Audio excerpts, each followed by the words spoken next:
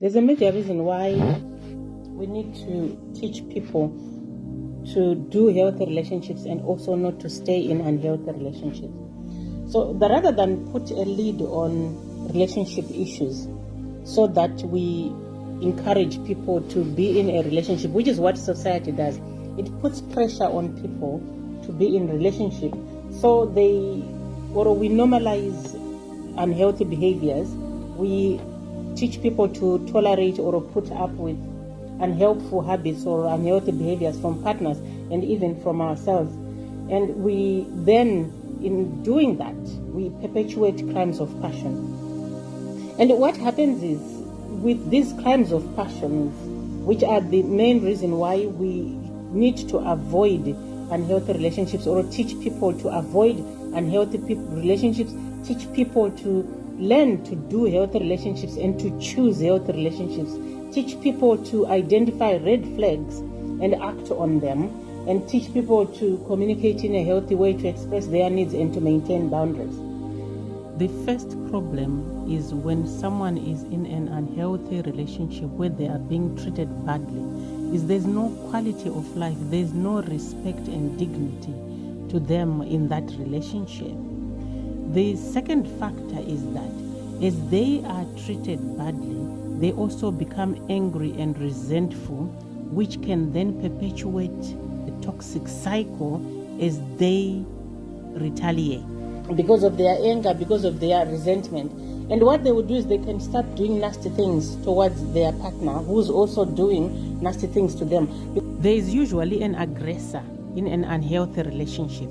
The other partner might take the blows, but they still challenge this person, question them, and sometimes they even retaliate if they decide to stay in the dynamic. They might not do it in a way that other people see, or they might, because some people talk to their friends and they discuss and then they share what they might do, these nasty things. And meanwhile, they are staying put in that relationship. And there's bad treatment, there's cruelty, there's also a situation like the reason why I had to share this is because I heard about this situation of two immigrants. Husband and wife moved to a country, then there were problems.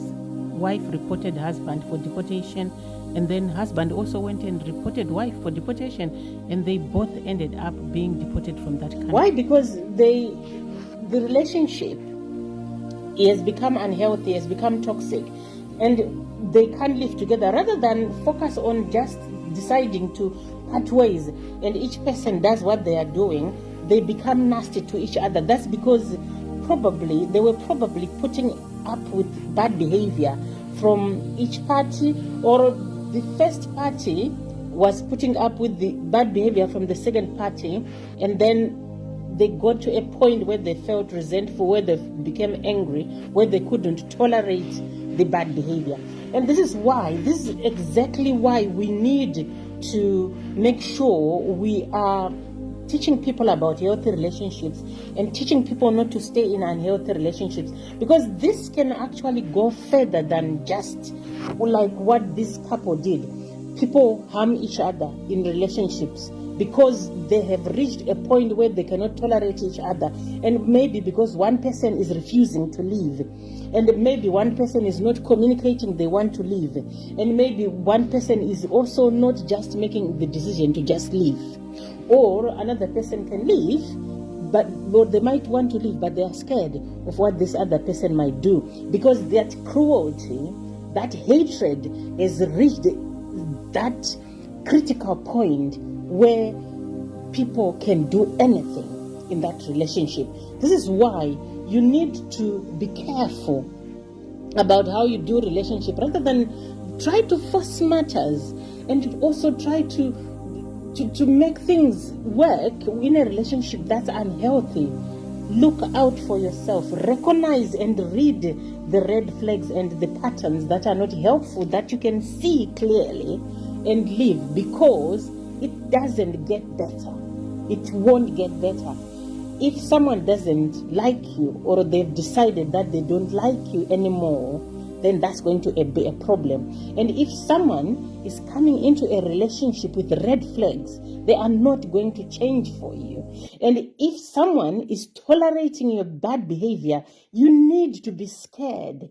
Because at the end of the day, who puts up with bad behavior? What makes them really courageous enough to come into an unhealthy relationship, a situation where they know or they can see that someone doesn't like them that much?